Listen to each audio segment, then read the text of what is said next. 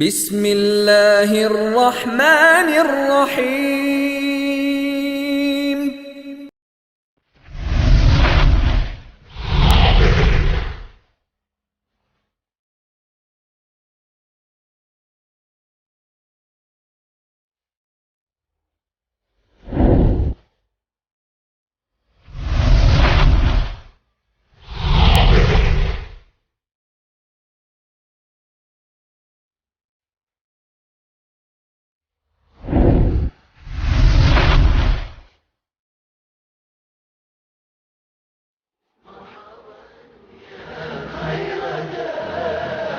طلع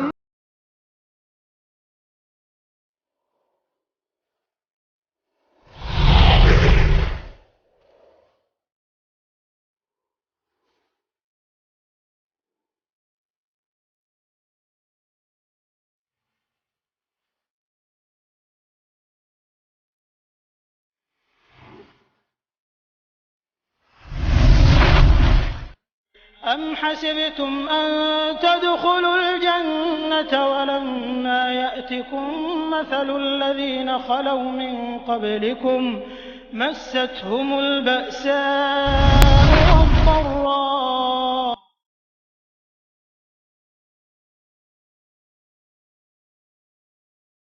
السلام عليكم ورحمة الله وبركاته.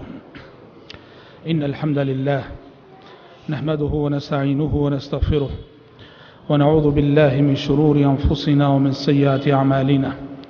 من يهده الله فلا مضل له ومن يضلل فلا هادي له، وأشهد أن لا إله إلا الله وحده لا شريك له، وأشهد أن محمدا عبده ورسوله. يا أيها الذين آمنوا اتقوا الله حق تقاته ولا تموتن إلا وأنتم مسلمون. يا أيها الناس اتقوا ربكم الذي خلقكم من نفس واحدة وخلق منها زوجها وبث منهما رجالا كثيرا ونساء، واتقوا الله الذي تساءلون به والأرحام إن الله كان عليكم رقيبا. يا أيها الذين آمنوا اتقوا الله وقولوا قولا سديدا يصلح لكم أعمالكم ويغفر لكم ذنوبكم، ومن يطع الله ورسوله فقد فاز فوزا عظيما. أما بعد، فإن خير الحديث كتاب الله، وخير الهدي هدي محمد صلى الله عليه وسلم، وشر الأمور محدثاتها، وكل محدثة بدعة، وكل بدعة ضلالة، وكل ضلالة في النار. اللہ تبارک و تعالیٰ کا بے انتہا شکر و احسان ہے کہ جس کی مدد، توفیق اور تائید سے دروس سیرت کا یہ سلسلہ الحمدللہ کامیابی کے ساتھ آگے بڑھ رہا ہے۔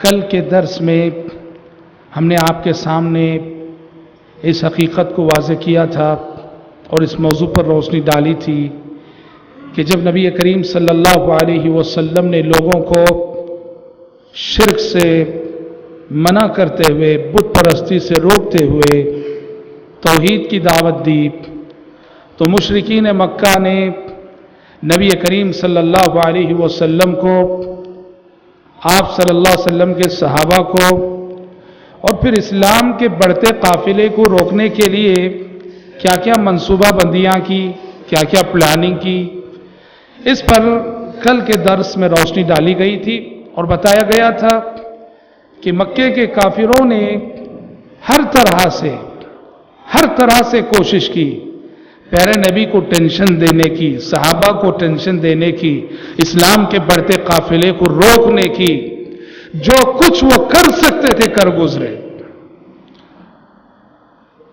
ایک قدم انہوں نے یہ بھی اٹھایا کہ انہوں نے پیارے نبی کو فیملی پرابلم دینا چاہا۔ کل ہم نے بتایا کیا کیا اسلوب انہوں نے اپنائے۔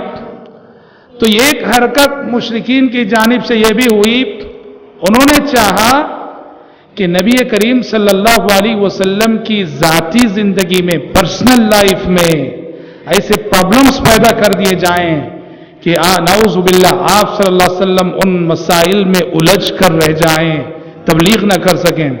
چنانچہ اس سلسلے میں کیا ہوا، ابو لہب جو اللہ کے نبی کا سگا چچا، ابو لہب نے اسلام سے پہلے ہمارے نبی کی 2 بیٹیوں کو اپنی بہو بنایا تھا. ابو لہب کے 2 بیٹے تھے، عتبہ اور عتیبہ.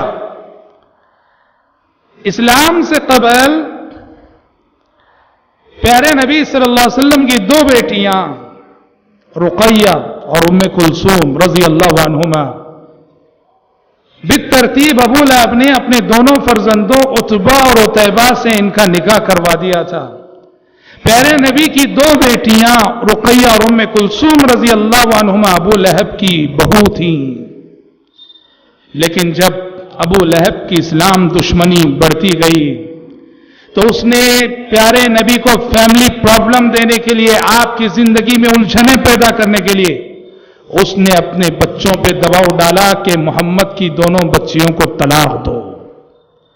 بالآخر عتبہ اور عتیبہ نے اپنے باپ کے آگے مجبور ہو کر رقیہ اور ام کلثوم رضی اللہ عنہما کو طلاق دے دی.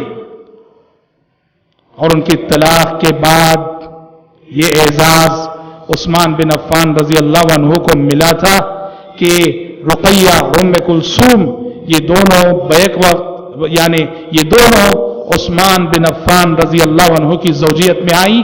ایک کی وفات کے بعد، ایک کے انتقال کے بعد دوسری سے جو ہے حضرت عثمان بن عفان رضی اللہ عنہ نے نکاح کیا. تو میرا کہنا یہ ہے کیسے کیسے پرابلمس آتے ہیں. دیکھیے پتہ چلا شیطان ہمیں تبلیغ سے روکنے کے لیے، دعوت سے روکنے کے لیے، اسلام پر قائم رہنے اور ہماری استقامت میں لغزش پیدا کرنے کے لیے فیملی پرابلمس بھی پیدا کر سکتا ہے. ایک مسلمان کو، ایک مومن کو، ایک داعی کو، ایک مبلغ کو ہر طرح کے حالات کا مقابلہ کرنے اور ہر طرح کے چیلنجز کو فیس کرنے کے لیے ذہنی طور پہ تیار رہنا چاہیے. حضرات یہ کافی ان کی چالیں تھیں، تدبیریں تھیں، پلاننگ تھیں، منصوبہ بندیاں تھیں. جب ان تمام منصوبوں کے باوجود اسلام کا بڑھتا ہوا قافلہ نہیں رک رہا تھا تو بالآخر باطل اپنی روش پہ، پرانی روش پہ اتر آؤ. یہ بات یاد رکھنا، باطل کی عادت رہی ہے، باطل کا یہ شیوا رہا ہے ہمیشہ سے، جب وہ حق کا مقابلہ دلیلوں سے نہیں کر سکتا، حق کا جواب دلیل سے نہیں دے سکتا، تو وہ قوت آزمائی پہ اتر آتا ہے. سورہ شورى پڑھو. سورہ شورى میں آپ دیکھیں گے موسیٰ علیہ السلام نے فرعون کے آگے توحید کی ایسی دلائل پیش کی کہ فرعون تلملا اٹھا. موسیٰ علیہ السلام کی کسی دلیل کا جواب اس کے پاس نہ تھا، موسیٰ علیہ السلام کی کسی دلیل کا توڑ اس کے پاس نہ تھا. پاگل ہو گیا، اور پاگل ہو کے کیا کہا؟ قوت آزمائی پہ اترا. کہا قال لئن اتخذت الہا غیری لاجعلنک من المسجونین. کہا کہ اے موسیٰ تیری کوئی دلیل میرے پاس نہیں چلے گی، اب اگر تو میرے علاوہ کسی کو معبود سمجھے تو میں تجھے جیل میں ڈال دوں گا، قید کر ڈالوں گا. یہ بات یاد رہے، یہ باطل کا شیوا رہا ہے کہ جب وہ حق کا مقابلہ دلیلوں سے نہیں کر سکتا ہے تو طاقت آزمائی پہ اترا تھا. اور مکے میں بھی یہی ہوا کہ جب ہر طرح سے ان کی ساری کوششیں ناکام ہوئیں تو مسلمانوں کو، صحابہ کو، نبی کریم صلی اللہ علیہ وسلم کو مشرکین مکہ جسمانی اذیتیں دینے پر اتر آئے. آپ صلی اللہ علیہ وسلم کو آپ کے صحابہ کے ساتھ مارا جانے لگا، پیٹا جانے لگا، طرح طرح کی اذیتیں دی جانے لگیں. اور اس سلسلے میں سب سے زیادہ ظلم اور سب سے زیادہ مشق ستم بنے وہ ضعفاء، وہ کمزور لوگ جو غلام تھے، جو لونڈی کی حیثیت سے کسی غیر مسلم آقا کی ملکیت تھے. بہت سارے غلام، ابو جہل کے گھر میں اسلام داخل ہو گیا، ابو جہل کے غلام مسلمان ہو گئے. امیہ بن خلف جو نبی کا بڑا دشمن ہے، اس کے گھر میں اسلام داخل ہو گیا، امیہ بن خلف کے غلام مسلمان ہو گئے. یہ جو کمزور طبقہ غلاموں کا، جن کے آقا کافروں کے بڑے بڑے سردار تھے، سب سے زیادہ ظلم ان پہ ہوا اور سب سے زیادہ مشق ستم ان کو بنایا گیا. اور آپ نے کتنے مرتبے سنا ہے، اور آپ نے ان کمزوروں کی مظلومیت کی داستانیں اور واقعات کو کتنے مرتبہ سنا ہے. یہ بلال حبشی رضی اللہ عنہ تھے، یہ بلال حبشی رضی اللہ عنہ تھے جو دشمن رسول امیہ بن خلف کے غلام تھے. مسلمان ہو گئے تھے، آقا کافر تھا، آقا کہتا تھا کہ اسلام چھوڑو، بلال کسی قیمت اسلام چھوڑنے کے لیے تیار نہیں، کیسے کیسے ستایا گیا۔ کبھی تو بلال کے گلے میں رسی ڈال دی گئی جس طرح کے جانوروں کے گلے میں ڈالی جاتی ہے، اور اوباشوں اور غنڈوں کے ہاتھ میں دے دی گئی کہ اس کو گھسیٹتے ہوئے پھرو۔ مکے کی گرم ریت پہ بلال حبشی رضی اللہ عنہ کو جانوروں کی طرح سے گھسیٹا گیا۔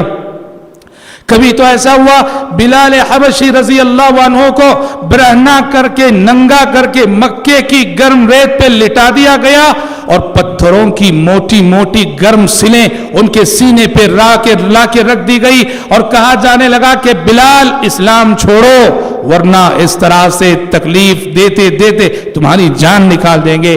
قربان جائیے اس استقامت پر کہ مشرکین مکہ کی ساری سازشیں ان کی طاقت جواب دے گئی، بلال حبشی رضی اللہ عنہ ان کے ہر سوال کے جواب میں اللہ احد اللہ احد ہی کے نعرے لگاتے رہے۔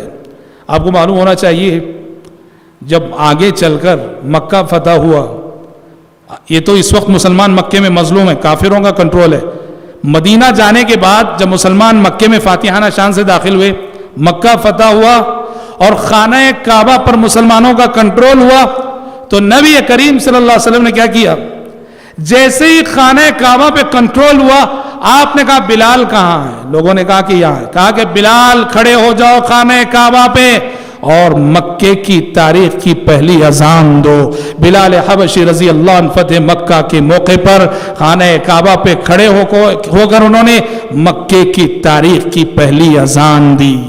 آپ کو معلوم ہے مکہ فتح ہونے کے فوراً بعد ہی پہلی اذان کے لیے بلال حبشی کا سلیکشن کیوں ہوا، جبکہ اللہ کے نبی کے اور بھی غلام تھے، اور بھی مؤذن تھے، پیارے نبی کے اور بھی، عبداللہ بن ام مکتوم بھی اذان دیا کرتے تھے، حضرت ابو محذورہ بھی اذان دیا کرتے، مؤذن کئی تھے، لیکن اس وقت بلال حبشی ہی کا انتخاب کیوں ہوا؟ مکہ فتح ہونے کے بعد مکے کی پہلی اذان کے لیے بلال حبشی کا سلیکشن اور انتخاب اس لیے ہوا تھا کہ پیارے نبی نے گویا یہ میسج دینا چاہا کہ جس وقت مکے میں اللہ اکبر اور اللہ احد کہنے کا مطلب اپنی موت کو دعوت دینا تھا، جس وقت اللہ احد کہنے اور اللہ اکبر کہنے کا مطلب اپنی موت کو دعوت دینا تھا، اس وقت بلال حبشی نے اللہ اکبر کے نعرے بلند کیے تھے اس سرزمین مکہ میں۔ تو آج امن کے ایام میں بھی اللہ اکبر کے نعرے بلند کرنے کا حق بھی انہی بلال حبشی کو حاصل ہے۔ بلال حبشی، اور ادھر سبحان اللہ مردوں کی بات نہیں، صرف خواتین، عورتیں، لونڈیاں، اور وہ بھی کس کی لونڈی؟ عمر بن خطاب رضی اللہ عنہ، جو اسلام قبول کرنے سے پہلے پیارے نبی کے بہت بڑے دشمن تھے۔ عمر بن خطاب کی لونڈی زنیرہ رضی اللہ عنہا، عمر بن خطاب اپنی اس لونڈی کو اتنا مارتے اتنا پیٹتے کہ بہادر عمر کی قوت جواب دے جاتی، مگر اس لونڈی کے حوصلوں کو وہ شکست نہ دے سکتے تھے۔ مارتے مارتے وہ تھک جاتے، پر یہ لونڈی مار کھا کے نہ تھکتی، اور عمر کہتے کہ ذرا تھوڑا میں آرام کر لوں پھر تمہیں پیٹوں گا۔ زنیرہ رضی اللہ عنہ برداشت کرتی رہیں، روتے روتے آنکھوں کی بینائی چلی گئی، اللہ سے مانگا، اللہ سے دعا کی، کہا پروردگارا یہ کافر مجھے تانا دیں گے کہ اسلام لانے کی وجہ سے بینائی گئی ہے، پروردگارا میری بینائی لوٹا دے۔ رب العالمین نے حضرت زنیرہ کی بینائی لوٹا دی رضی اللہ عنہ وارضا۔ اور حضرات یہ تو افراد تھے جنہیں اکیلے ستایا جا رہا تھا۔ مکے کے کمزوروں، ضعفاء، غلاموں، لونڈیوں کی بات کی جائے، ایک آزمائش وہ تھی، ایک امتحان وہ تھا جس امتحان سے حضرت یاسر کا خاندان گزارا جا رہا تھا۔ اجتماعی آزمائش، اجتماعی امتحان، اجتماعی تکلیف۔ یہ کون ہیں؟ یہ یاسر ہیں، ان کی بیوی سمیہ ہیں، اور ان کے فرزند عمار ہیں۔ عمار بن یاسر اور ان کے والد یاسر اور ان کی ماں سمیہ ابو جہل کی ملکیت میں تھے، تینوں مسلمان ہو گئے تھے۔ ابو جہل ان تینوں کو مارا کرتا تھا، پیٹا کرتا تھا، ستایا کرتا تھا۔ پیارے نبی گزرتے تھے وہاں سے، بڑی بے بسی، آپ بھی بے بس تھے اس وقت، کچھ نہیں کر سکتے تھے. پیارے نبی انہیں تسلی دیتے ہوئے کہتے صبرن یا آل یاسر، صبرن یا آل یاسر فإن موعدکم الجنہ، اے یاسر کے گھر والے صبر کرو، صبر کرو، جنت تمہارا انتظار کر رہی ہے، صبر کرو، جنت تمہارا انتظار کر رہی ہے. اور حضرات اللہ اکبر، یہ غور کرنے کی بات ہے، آدمی کو تنہا مارا جائے، آدمی کو تنہا پیٹا جائے تو اس کو اتنی تکلیف نہیں ہوتی ہوگی. آل یاسر پہ جو گزر رہا تھا وہ کیا تھا؟ ایک تو جسمانی عذاب کہ ان کے جسموں کو مارا جا رہا تھا، پیٹا جا رہا تھا، اور اس جسمانی عذاب سے بڑھ کر نفسیاتی عذاب. تھوڑی دیر کے لیے آپ تصور کر لو کہ اگر آپ کو شوہر ہونے کی حیثیت سے آپ کی بیوی کے سامنے مارا جائے، اور آپ کی بیوی کو آپ کے سامنے مارا جائے، آپ کے بچے کو آپ کے سامنے پیٹا جائے، اور آپ کے ماں باپ کو آپ کے سامنے پیٹا جائے، کیا گزرے گی؟ کیا گزرے گی؟ آل یاسر پہ وہی گزر رہا تھا. شوہر کو بیوی کے سامنے مارا جا رہا تھا، بیوی کو شوہر کے سامنے ستایا جا رہا تھا، والدین کو اولاد کے سامنے تڑپایا جا رہا تھا، اور اولاد کو والدین کے سامنے تڑپایا جا رہا تھا. قربان جائیے ان صحابہ پر. اللہ اکبر، اللہ اکبر. یہ آل یاسر کے لیے اعزاز کی بات ہے، آل یاسر کے لیے اعزاز کی بات ہے کہ اس خاندان نے ایسے استقامت دکھائی، ایسے استقامت دکھائی کہ دشمن رسول ابو جہل نے حضرت سمیہ کو ایک نیزہ مارا اور ایک چیخ نکلی، شہید ہو گئی. بڑا مشہور واقعہ ہے، گویا اسلامی تاریخ کی سب سے پہلی شہید خاتون، اسلامی تاریخ میں اسلام کے لیے سب سے پہلے جان دینے والی ایک خاتون تھی. حضرت سمیہ نے اپنی استقامت کے ذریعے سے اللہ کی خاطر جان دے کر، اور سب سے پہلے جان دے کر قیامت تک آنے والی مومن مسلمانوں کے سروں پر اعزاز کا ایک تاج رکھ دیا کہ اسلام کی خاطر مردوں سے پہلے ایک عورت نے خون بہایا ہے، اسلام کی خاطر مردوں سے پہلے ایک عورت نے جان دی ہے. حضرات طرح طرح کی اذیتیں، ہوا یہ کہ جو اذیتیں دی جا رہی تھیں ان میں بعض کے ساتھ ایسا ہوا کہ بعض جو جسمانی اعتبار سے کمزور تھے، ایسے غلاموں پر مشرکین مکہ نے دباؤ ڈالا، پریشر ڈالا، اور کہا کہ کفر کرو، کفریہ کلمات کرو ورنہ ہم تمہیں ماریں گے. اب وہ تکلیف کو برداشت نہ کر سکے. بعض غلاموں کے ساتھ ایسا ہوا وہ تکلیف کو برداشت نہ کر سکے، تکلیف برداشت نہ ہو سکی، اور زبردستی جو انہوں نے مشرکین نے کی، زبردستی میں ان کی زبان سے کفریہ کلمات نکل گئے، زبردستی ان کی زبان سے شرکیہ کلمات نکل گئے. بہت پریشان ہوئے یہ کمزور مسلمان، جن میں سے بعض کی زبانی مشرکین زبردستی کفریہ کلمات نکلوانے میں کامیاب ہو گئے. کیا ہم کافر ہو گئے؟ کیا ہم مشرک ہو گئے کیا؟ آسمان سے فوراً وحی آ گئی. سورہ نحل 14 پارے کی آیت، من کفر باللہ من بعد ایمانہ الا من اکرہ وقلبہ مطمئن بالایمان ولکن من شرح بالکفر صدرا فعلیہم غضب من اللہ. آسمان سے وحی نازل ہو گئی جس وحی میں یہ بتایا گیا کہ جن لوگوں پر زبردستی کی جائے، جن لوگوں سے زبردستی کفر کروایا جائے، جن لوگوں سے زبردستی شرک کروایا جائے، حالانکہ ان کے دل شرک سے مطمئن نہیں ہیں، ان کے دل توحید پر قائم ہیں، ناحق انہیں مارا جا رہا ہے، پیٹا جا رہا ہے، قتل کی دھمکیاں دی جا رہی ہیں، زبردستی اپنی جان بچانے کے لیے اگر کسی نے کفریہ کلمہ کہہ دیا ہے تو اللہ تعالیٰ کے پاس یہ بات قابل مواخذہ نہیں ہے. اللہ انہیں معاف کرنے والا ہے، درگزر کرنے والا ہے. لیکن یہ چند صحابہ تھے، ورنہ بیشتر صحابہ تو ایسے تھے کہ جن کے آگے مشرکین کی طاقت اور جواب دے گئی تھی، وہ ان کے حوصلوں کو شکست نہ دے سکے. انہوں نے ہر طرح کی اذیتیں برداشت کی اور اللہ وحد کے نعرے لگاتے رہے. اور یہاں حضرات ابو بکر صدیق رضی اللہ عنہ کی ایک منقبت یہاں بھی نظر آتی ہے. جب ان ضعیفوں کو، ان کمزوروں کو، ان غلاموں کو، ان لونڈیوں کو مارا جا رہا تھا، پیٹا جا رہا تھا، ابو بکر صدیق نے اس وقت اپنی دولت ان غلاموں کو آزاد کرنے کے لیے وقف کر دی. جب بھی دیکھتے کہ کسی غلام کو اسلام لانے کی وجہ سے مارا جا رہا ہے، اس کے آقا کے پاس جاتے، کہتے کتنا لیتا ہے لے لے، بس اس کو آزاد کر دے۔ ابو بکر صدیق رضی اللہ عنہ، اللہ اکبر، دولت کسی کو ملے اللہ ایسا مزاج دے، ایسا ذہن دے، ایسا دل دے کہ ایسے خیر کے کاموں میں خرچ ہو۔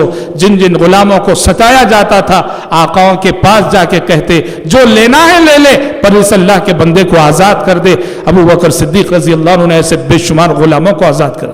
اور حضرات، مشقتوں کی بات جب ہم کر رہے ہیں تو بات ایسی نہیں کہ صرف غلام، ضعیف، کمزوروں پر اس طرح کا ستم ڈھائے جا رہے تھے۔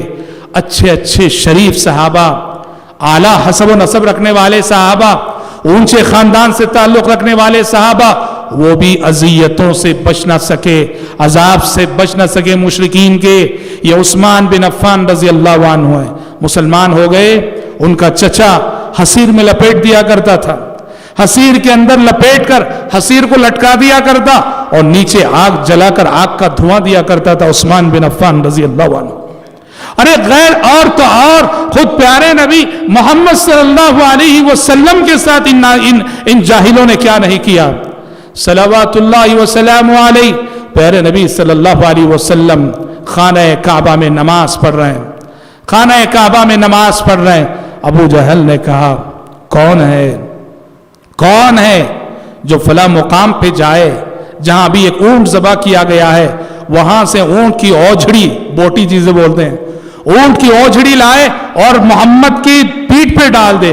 عقبہ بن ابی معیط، یہ بھی دشمن رسول تھا، وہ بھاگا گیا، وہ اونٹ کی اوجھڑی لایا، پیارے نبی صلی اللہ علیہ وسلم سجدے میں جیسے ہی گئے اس نے آپ صلی اللہ علیہ وسلم کی پیٹھ پہ ڈال دی۔ اونٹ کی بوٹی آپ نے دیکھو کتنی بڑی رہتی ہے، پیارے نبی اٹھ نہ سکے، سجدے میں ویسے ہی پڑے رہ گئے۔ کسی نے آپ کی لخت جگر فاطمہ رضی اللہ عنہا کو خبر دی، داد دیجئے ان کی ہمت کی، داد دیجئے ان کی جرت کی۔ فاطمہ رضی اللہ عنہا، انہیں معلوم ہے کہ پیارے نبی کے سارے دشمن خانہ کعبہ میں جمع ہیں، جرت کے ساتھ، ہمت کے ساتھ یہ بیٹی آگے بڑھ کر آئی اور آگے بڑھ کر نبی کریم صلی اللہ علیہ وسلم کی پیٹھ پر پڑی ہوئی یہ اوجھڑی انہوں نے ہٹائی۔ ایسا ہی موقع تھا، ایک اور موقع جب آپ خانہ کعبہ میں نماز پڑھ رہے تھے، یہی عقبہ بن ابی معیط یہ آیا اور آ کر اس نے آپ کی گردن مبارک میں چادر ڈال دی، چادر ڈال کے ایسا گھسیٹا کہ آپ صلی اللہ علیہ وسلم کی گردن، آپ کا گلا پسیج گیا۔ ابو بکر آئے، ابو بکر نے ہٹایا اور کہا تقتلون رجلا یقول ربی اللہ، کیا اللہ کے نبی کو اس لیے ستا رہے ہو، مار رہے ہو، تکلیف دے رہے ہو کہ آپ اللہ الہ واحد کی طرف بلاتے ہیں؟ کہنا یہ میرے بھائی، نبی کریم صلی اللہ علیہ وسلم سے لے کر سارے صحابہ جو اسلام لا رہے تھے، تمام صحابہ کو مختلف آزمائشوں سے گزرنا پڑا، طرح طرح کی آزمائشوں سے گزرنا پڑا۔ اور جب آزمائشیں انتہا کو پہنچ گئیں، ظلم انتہا کو پہنچ گیا، تو بعض صحابہ کا صبر و قرار جواب دے جاتا۔ خباب بن ارت رضی اللہ عنہ پیارے نبی کی خدمت میں آئے، پیارے نبی کی خدمت میں آئے اور آ کے کہا الا تستنصر لنا الا تدعو لنا، کہا کہ اللہ کے نبی، اللہ کی مدد کب آئے گی، اللہ کی مدد کب آئے گی؟ مشرکین کے ظلم کی حد ہو گئی، مشرکین کے ستم کی حد ہو گئی، متی نصر اللہ، اللہ کی مدد کب آئے گی؟ پیارے نبی جو لیٹے ہوئے تھے اٹھ کر بیٹھ گئے اور آپ نے کہا کہ خباب، اتنا جلد تمہارا صبر جواب دے گیا کیا؟ اتنا جلد بے صبرے ہو گئے؟ حالانکہ ابھی تم پر ویسی آزمائشیں نہیں آئی جو آزمائشیں تم سے پہلے گزری امتوں کے ایمان والوں پر آئی تھی، کہ تم سے پہلے گزرے لوگوں کے ساتھ ایسا ہوا کہ ایمان لانے کی وجہ سے کسی کو آرے سے اسی طرح چیر کر دو ٹکڑے کر دیا گیا جس طرح لکڑی چیری جاتی ہے، پر انہوں نے ایمان کو نہیں چھوڑا۔ ان میں سے کسی کے ساتھ ایسا ہوا کہ لوہے کی کنگھیوں سے ان کے جسم کے گوشت کو ادھیڑ دیا گیا، تب بھی انہوں نے ایمان کا راستہ نہیں چھوڑا۔ کہا خباب، ایسی آزمائشیں تو ابھی تم تک نہیں آئی۔ حضرات یاد رکھو، جنت یہ آسانی سے ملنے والی چیز نہیں، جنت کا راستہ، جنت کی منزل یہ امتحانات سے گزرتا ہے۔ یہ راستہ جنت کی منزل پر کٹھنائیوں سے گزر کر ہی جنت ملے گی. حفت الجنت بالمکارہ، حدیث رسول کہتی ہے حفت الجنت بالمکارہ، جنت ناپسندیدہ باتوں سے گھیر دی گئی ہے، جنت مشقتوں سے گھیر دی گئی ہے، جنت تکلیفوں سے گھیر دی گئی ہے. جنت پانا ہو اس زندگی میں تکلیفوں کو برداشت کرنا پڑے گا، جنت پانا ہو اس زندگی میں مشقتوں کو برداشت کرنا پڑے گا، جنت پانا ہو اس زندگی میں اللہ کے راستے میں جو بھی آزمائشیں آتی ہیں خوشی خوشی ان آزمائشوں کو فیس کرنا پڑے گا. قرآن کہتا ہے ام حسبتم ان تدخلوا الجنہ ولما يأتكم مثل الذين خلوا من قبلكم مستهم البأساء والضراء والزلزلوا حتى يقول الرسول والذين آمنوا معه متى نصر الله ألا إن نصر الله قريب. قرآن کہتا ہے کیا سمجھتے ہو کہ جنت آسانی سے مل جائے گی؟ تم کو جنت سمجھتے ہو آرام سے مل جائے گی؟ حالانکہ ابھی تم پر وہ آزمائشیں نہیں آئی جو آزمائشیں تم سے پہلے گزری امتوں پہ آئی تھیں. انہیں فقر و فاقہ لاحق ہوا، انہیں غربت لاحق ہوئی، انہیں تکلیفیں لاحق ہوئی، اور وہ اس طرح جھنجھوڑ دیے گئے کہ رسول بھی اور رسول کے ساتھی بھی کہنے لگتے متی نصر اللہ، اللہ کی مدد کب آئے گی، اللہ کی مدد کب آئے گی؟ جواب دیا جاتا الا ان نصر اللہ قریب، الا ان نصر اللہ قریب، کہ اے مدد کے منتظر صحابیوں، اللہ کی مدد بہت قریب ہے. اللہ کی نصرت یاد رکھنا، اللہ کی مدد ایسے ہی نہیں آتی، اللہ کی مدد بہت انتظار کے بعد آتی ہے. اللہ کی مدد آپ کے صبر کا امتحان لینے کے بعد آتی ہے. اللہ کی مدد آپ کی بندگی کا امتحان لینے کے بعد آتی ہے. الا ان نصر اللہ قریب، جب رسول کی زبانی، صحابہ کی زبانی متی نصر اللہ، اللہ کی مدد کب آئے گی، یہ جملہ آتا تو جواب دیا جاتا الا ان نصر اللہ قریب. حضرات، جب مکے میں تکلیفیں بڑھ گئیں، اذیتیں بڑھ گئیں، تو ظاہر بات ہے کہ جو لوگ آئے دن مسلمان ہو رہے تھے، پیارے نبی نے یہ سوچا ان کے ساتھ جمع ہونے کے لیے، جو نو مسلم اسلام میں آ رہے ہیں ان کے ساتھ مل بیٹھنے کے لیے کوئی جگہ چاہیے. چنانچہ پیارے نبی نے مکے میں یہ گھر، جو مشہور صحابی ارقم بن ابی الارقم کا گھر تھا، ارقم بن ابی الارقم کے گھر کو نبی کریم صلی اللہ علیہ وسلم نے مکے میں ایک دعوت سینٹر کے طور پر اپنا لیا. دار ارقم کے نام سے جانا جاتا ہے یہ مرکز. دار ارقم حضرت ارقم بن ابی الارقم کا مکان تھا. پیارے نبی اس گھر کے اندر جمع ہوتے تھے مسلمانوں کے ساتھ، صحابہ کے ساتھ مشورے کرتے تھے، میٹنگیں ہوتی تھیں، اور جو بھی نو مسلم اسلام میں آ رہے تھے ان کی تربیت اس گھر میں ہو رہی تھی. گویا ہم یہ کہہ سکتے ہیں آج جو ہم عالم اسلام میں دیکھتے، ایک تو مسجد ہے، مسجد کے علاوہ یہ جو دعوت سینٹرز قائم ہوتے ہیں، جی ہاں ہر شہر میں الحمدللہ دعوت سینٹرز قائم ہیں، اس کی بنیاد یہ دار ارقم ہے. کہو یوں کہہ سکتے ہیں ہم کہ اسلامی تاریخ کا پہلا دعوتی مرکز دار ارقم ہے، اسلامی تاریخ کا پہلا دعوت سینٹر دار ارقم ہے. پیارے نبی نے پہلے سینٹر بنایا اور بعد میں مسجد بنائی. سینٹر آپ نے مکے میں بنایا، مسجد آپ نے مدینے میں بنائی، کیونکہ مکے کے حالات میں آپ مسجد نہیں بنا سکتے تھے، اس لیے آپ نے سینٹر بنایا. اس لیے الحمدللہ آپ دیکھ رہے ہیں کہ آج عالم اسلام میں اس طرح کی جو دعوت سینٹرز قائم ہوئے ہیں ان سے کتنا خیر کا کام ہو رہا ہے. تو اسلامی تاریخ کا پہلا دعوت سینٹر جو ہے وہ دار ارقم ہے، جہاں پیارے نبی جو اسلام میں آنے والے صحابہ کی تربیت کرتے تھے اور ان کے ساتھ مل بیٹھتے. حضرات، جب مکے میں تکلیفیں بہت بڑھ گئی، بہت زیادہ ستایا جانے لگا، بہت زیادہ پریشان کیا جانے لگا، سرزمین مکہ مسلمانوں کے لیے تنگ ہو گئی، تو پیارے نبی صلی اللہ علیہ وسلم نے صحابہ کو ایک مشورہ دیا. کیا مشورہ دیا؟ آپ نے کہا کہ بہتر ہے مکہ چھوڑ کر یہاں سے ہجرت کر جاؤ. اور آپ نے خود مشورہ دیا کہ میرا مشورہ ہے حبشہ چلے جاؤ، حبشہ چلے جاؤ، وہاں کا بادشاہ انصاف پسند بادشاہ ہے، وہ کسی پہ ظلم نہیں کرتا. پیارے نبی کے اس مشورے کو قبول کر کے سن 5 نبوت میں پہلے 16 صحابہ نے ہجرت کی، 12 مرد اور 4 عورتیں. پہلا قافلہ سمندر کے راستے سے مکہ چھوڑ کر وہ جو ہے حبشہ گئے، اور ان جانے والوں میں خود آپ صلی اللہ علیہ وسلم کی بیٹی اور آپ کے داماد عثمان بن عفان رضی اللہ عنہ بھی تھے۔ عثمان بن عفان رضی اللہ عنہ اور ان کی اہلیہ رقیہ، یہ دونوں تھی۔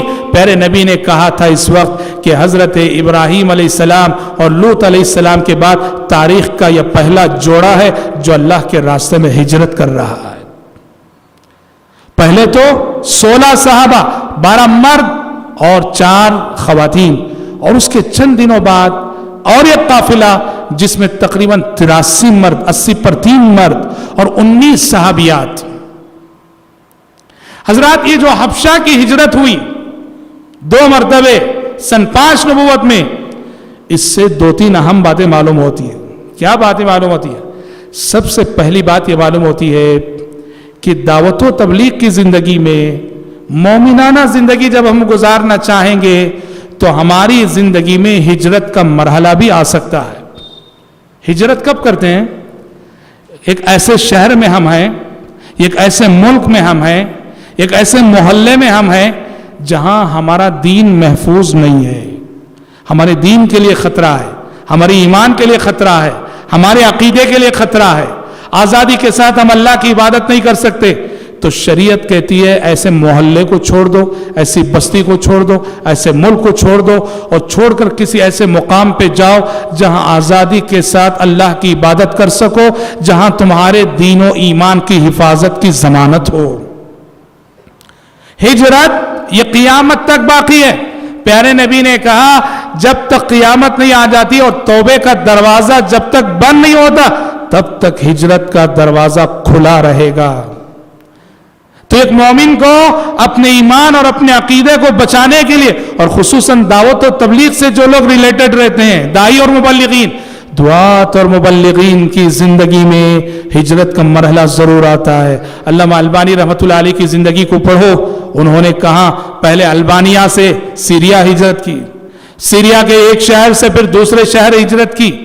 سمجھ رہے ہیں؟ اللہ والوں کو ستایا جاتا ہے، پریشان کیا جاتا ہے تو وہ ہجرت کرنے پہ مجبور ہوتے ہیں۔ ایک مومن کی زندگی میں ہجرت کا مرحلہ آ سکتا ہے، مومن کو ذہنی طور پہ تیار رہنا چاہیے۔ پہلی بات یہ معلوم ہے۔ دوسری بات یہ معلوم ہوئی، یہ جو مسلمان حبشہ ہجرت کی وہ کیا ہے کہ ایک ایسا غیر مسلم ملک، نان مسلم کنٹری میں ہم رہ سکتے ہیں، کیونکہ ایک مسئلہ ہے کہ ایک ایسا ملک جہاں غیر مسلم حکومت ہو، نان مسلمز کی میجورٹی ہو، ایسے ملک میں کیا رہنا جائز ہے کیا؟ دیکھیے پیارے نبی نے کہا کہ حبشہ کا بادشاہ جو کہ کافر ہے، حبشہ نان مسلم ملک ہے، نان مسلم کنٹری ہے، اور پیارے نبی نے خود کہا کہ حبشہ چلے جاؤ، اور کیا کہا؟ کیونکہ وہ غیر مسلم سے کرسچن ملک تھا، وہ کرسچن بادشاہ تھا، وہ آپ نے کہا کہ کرسچن ہے صحیح مگر وہ انصاف پسند بادشاہ، کسی پہ ظلم نہیں کرتا، مذہبی آزادی دیتا ہے، اس کے ملک میں رہتے ہوئے تم اسلام پہ عمل کر سکتے ہو۔ اسی لیے صحابہ گئے حبشہ اور وہاں قیام کیا صحابہ نے، پتا چلا ایسا غیر مسلم ملک، ایسا غیر مسلم ملک، ایسی غیر مسلم گورنمنٹ جو ہمیں ہمارا مذہبی حق دیتی ہے، اذان دینے کا حق، مسجد بنانے کا حق، نماز قائم کرنے کا حق، جماعت قائم کرنے کا حق، جو ہمارا دین پر عمل کرنے کی آزادی جو حکومت ہمیں دیتی ہے غیر مسلم، وہاں رہنے کی اجازت بالکل ہے، وہاں بالکل رہا جا سکتا ہے۔ اسی لیے پیارے نبی نے خود کہا حبشہ چلے جاؤ کہ وہ بادشاہ کسی پہ ظلم نہیں کرتا۔ اور تیسرا پوائنٹ، حبشہ کی ہجرت سے جو تیسرا نقطہ معلوم ہوتا ہے وہ یہ ہے کہ دعوت و تبلیغ کے لیے بات یاد رہے کہ دعوت و تبلیغ کا کام کبھی رکنا نہیں چاہیے۔ اگر ایک فیلڈ میں کچھ مشکلات آ رہی ہیں، وہاں کام کو روکا جا رہا ہے تو دوسری جگہ شروع کر دینا چاہیے، دوسری جگہ روکا جا رہا ہے تیسری جگہ شروع کر دینا چاہیے، یہ کام کبھی نہیں رکنا چاہیے۔ ہاں حالات اگر سازگار نہیں، فیلڈ بدل لو، جگہ بدل لو، محلہ بدل لو، لیکن دعوت کا کام کبھی رکنا نہیں چاہیے۔ اسی لیے پیارے نبی نے کہا حبشہ چلے جاؤ اور وہاں جا کر آزادی کے ساتھ تم جو ہے اللہ تبارک و تعالیٰ کی عبادت کر سکتے ہو۔ حضرات مسلمان جب حبشہ گئے اور حبشہ میں جو ہے اطمینان کے ساتھ رہنے لگے، مشرکین مکہ سے دیکھا نہ گیا، انہوں نے یہ سازش کی کہ مسلمانوں کو وہاں سے نکلوانا چاہیے. تو انہوں نے کیا کہ ان کو پتا چلا کہ نجاشی کو چمڑا بہت پسند ہے, چمڑے کی چیزیں بہت پسند ہے. انہوں نے قیمتی چمڑے کی قیمتی چیزیں بنائیں. اور عمرو بن العاص جو اس وقت تک مسلمان نہیں ہوتے, آگے چل کے تو یہ صحابی بنے, اس وقت ابھی وہ کافر تھے. عمرو بن العاص کی قیادت میں ایک وفد حبشہ بھیجا, اور اس وفد نے جا کر پوری کوشش کی بادشاہ نجاشی کے پاس شکایت کر کے کسی طرح سے مسلمانوں کو یہاں سے نکالا جائے. بہت سارے الزامات دیے انہوں نے, یا ایسے لوگ ہیں یا ایسے لوگ ہیں, سمجھ رہے ہیں, بہت سارے الزامات دیے.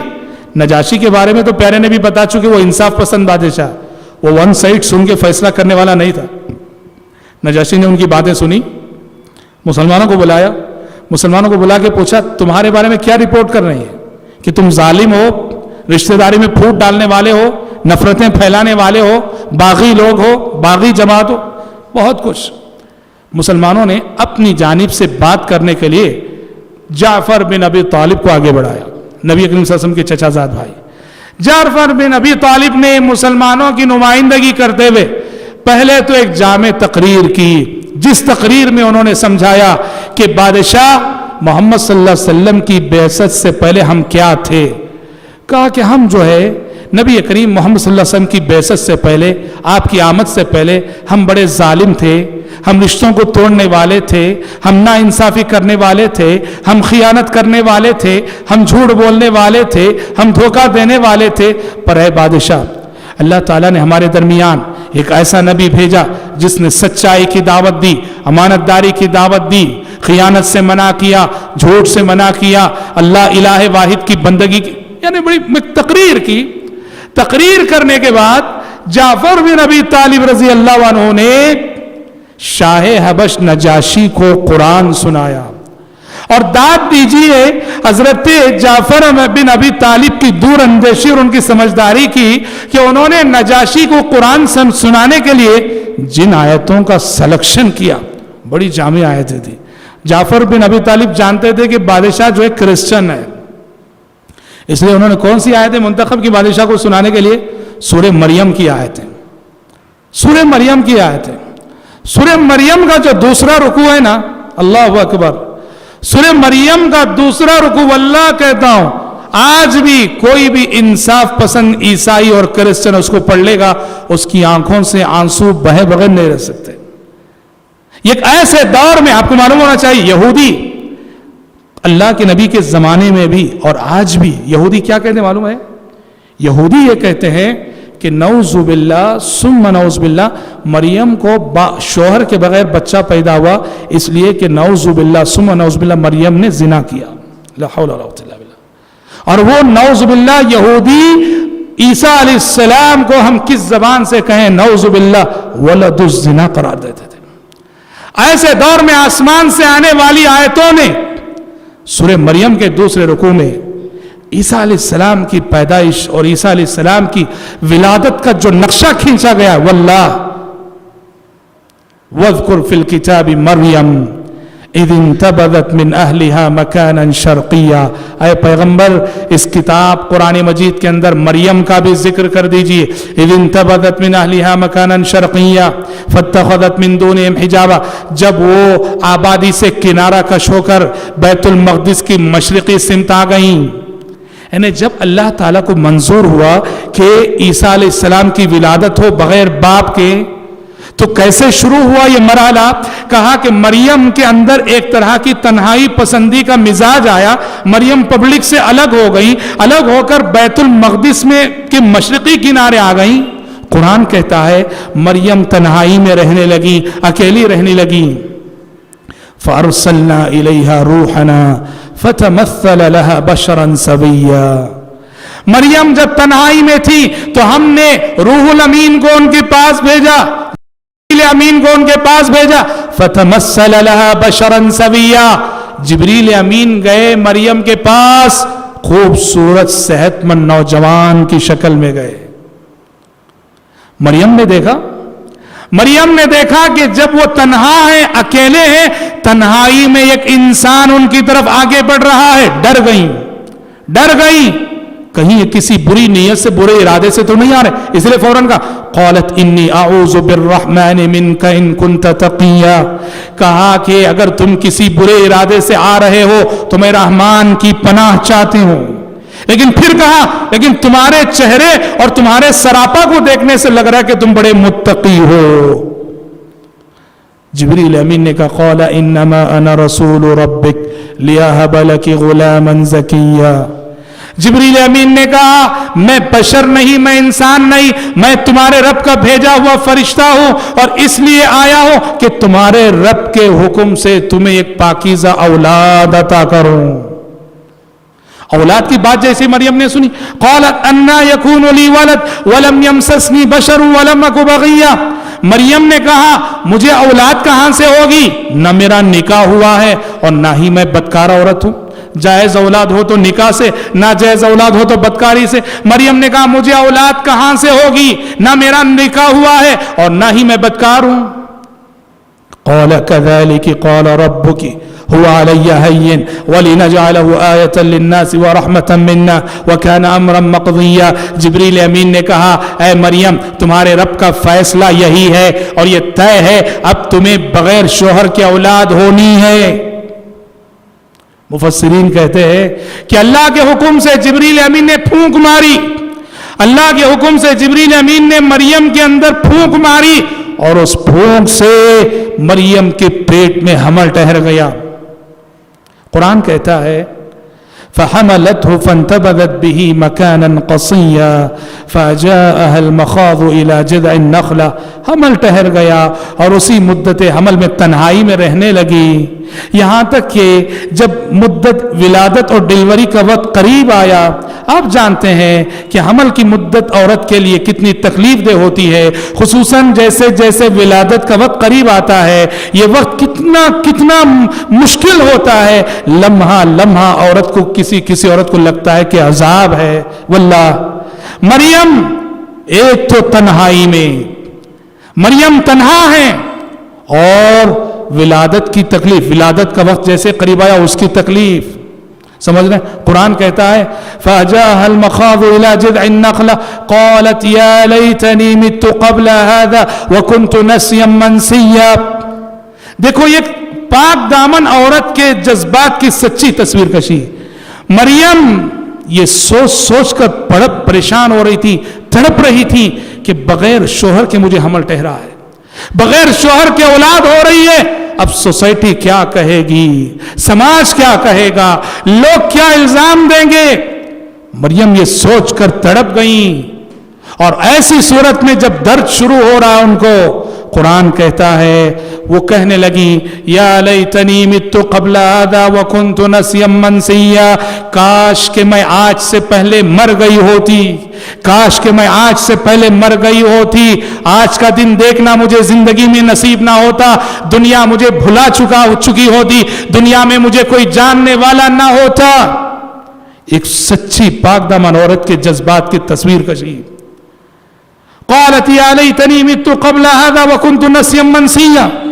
قرآن کہتا فناداها من تحتها الا تحزني قد جعل ربك تحتك سريا وهزي اليك بجذع النخلة تساقط عليك رطبا جنيا فكلي واشربي وقري عينا.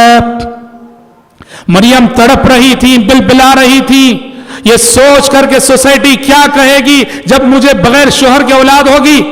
جبریل امین نے پکارا، آواز دی اور کہا مریم غم نہ کرو، غم نہ کرو، قد جعل ربک تحتک سریا.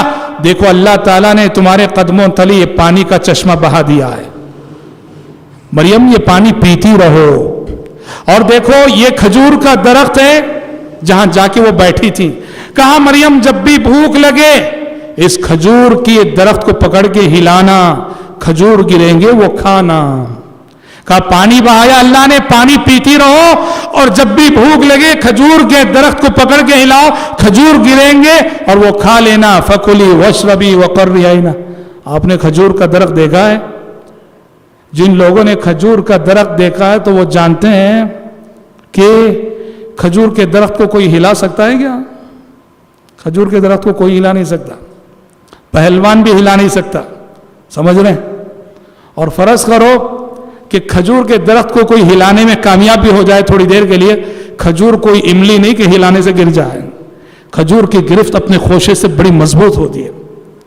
اسی لیے اہل علم نے کہا کہ یہ مریم کی کرامت تھی، حضرت مریم کی کرامت تھی کہ وہ ایک عورت ذات ہوتے ہوئے، وہ بھی حمل کی مدت میں کتنی کمزور ہوتی ہے عورت، کمزور ہاتھوں سے جب وہ کھجور کے درخت کو ہلاتی تھی، وہ درخت کھجور گراتا تھا۔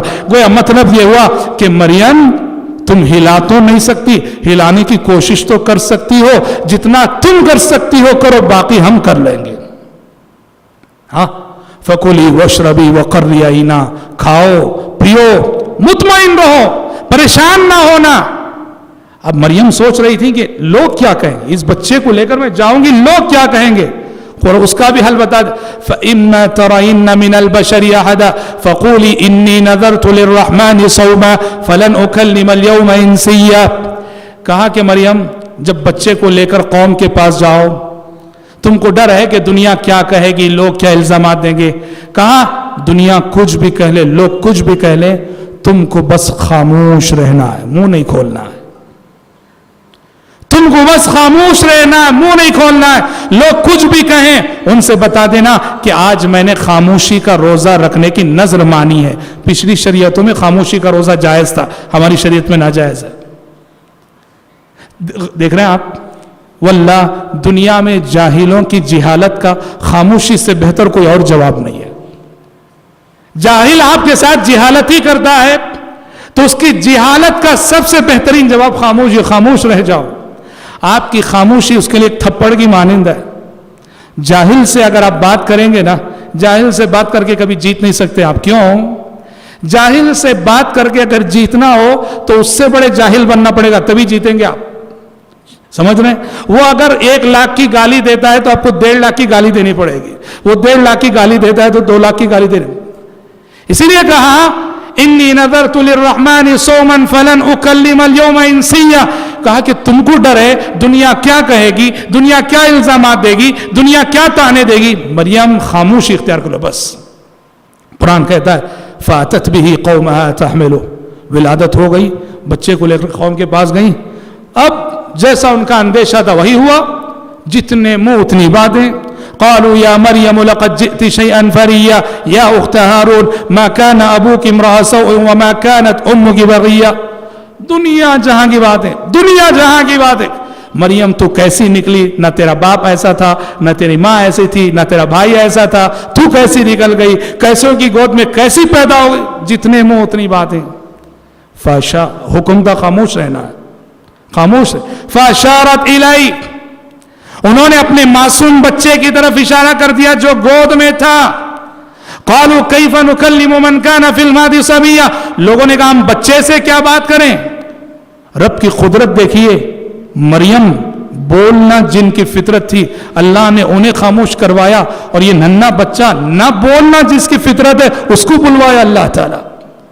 قال انی عبد اللہ، قال انی عبد اللہ آتانی الکتاب وجعلنی نبیا، گود میں گہوارے میں اس بچے نے معجزانہ طور پر گفتگو کرتے ہوئے کہا انی عبد اللہ، میں اللہ کا بندہ ہوں، میں اللہ۔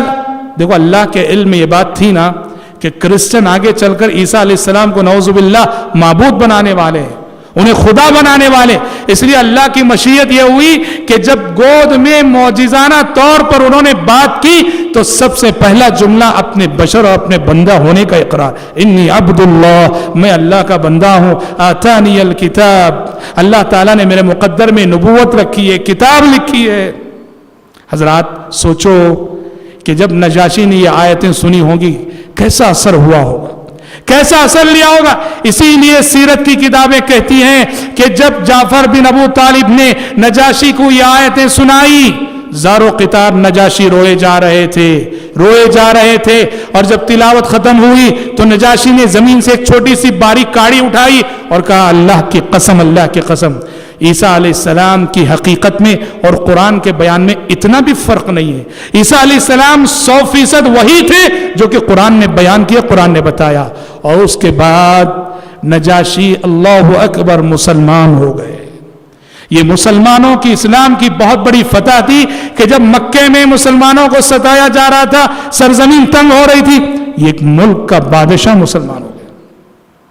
ہاں یہ اور بات ہے، مورخین کہتے ہیں وہ اپنے اسلام کو ظاہر نہیں کر رہے تھے، چھپائے ہوئے تھے، اور اس کے بعد انہوں نے مشرکین کا جو وفد ہدیے لے کر گفٹ لے کر گیا تھا اس کو ناکام واپس کر دیا، ان کے سارے ہدیے واپس کر دیے اور انہیں ناکام کر دیا۔ اور پیارے نبی نے نجاشی کے اس احسان کو یاد رکھا۔ جب آپ مدینے میں تھے تو ادھر نجاشی کا انتقال ہوا، مدینے میں تھے اور نجاشی کا انتقال ہوا تو پیارے نبی نے صحابہ کو لے کر ان کی غائبانہ نماز جنازہ ادا کی تھی۔ اللہ اکبر، هل جزاء الاحسان الا الاحسان، احسان کا بدلہ احسان کے سوا اور کیا ہو سکتا ہے؟ اور یہ اعزاز، یہ عزت صرف نجاشی کو ملی۔ پوری عہد نبوت میں نجاشی وہ اکیلی میت ہے کہ جن کی غائبانہ نماز جنازہ پیارے نبی نے ادا کی، کسی اور صحابی کی غائبانہ نماز جنازہ پیارے نبی نے نہیں پڑھی، اکیلی نجاشی کی۔ ان کو ایک اعزاز دیا، ان کو عزت بخشی، انہوں نے جو اسلام کے لیے اتنی بڑی قربانی دی، مسلمانوں کو پناہ دی۔ تو اس طرح حضرات مسلمانوں کی ہجرت، یہ مکی زندگی کا ایک اہم واقعہ، اور پھر حبشہ میں نجاشی کا اسلام لانا، یہ بہت بڑی فتح تھی، بہت بڑی جیت تھی اسلام کی۔ آگے کیا ہوا؟ حضرت حمزہ کا اسلام لانا، اور سب سے بڑھ کر حضرت عمر کا اسلام لانا۔ اور حضرت عمر کے اسلام لانے سے مکے میں مسلمانوں کی جو پوزیشن تھی اس میں کیا تبدیلی آئی۔ پھر اس کے بعد شیب ابی طالب کا سماجی بیکاٹ جو مشرکین مکہ نے کیا، اور ابو طالب کی وفات، خدیجہ رضی اللہ عنہ کی وفات، یہ سارے واقعات انشاءاللہ ہم آنے والے کل کے درس میں سنیں گے۔ رب العالمین سے دعا ہے کہ اللہ تعالی ہم سب کو، آپ سب کو سیرت رسول کو زندگی میں نمونہ بنا کر سیرت رسول کی تعلیمات کو اپنی عملی زندگی میں نافذ کرنے کی توفیق عطا فرمائے۔ آمین۔ وآخر دعوانا ان الحمد للہ رب العالمین۔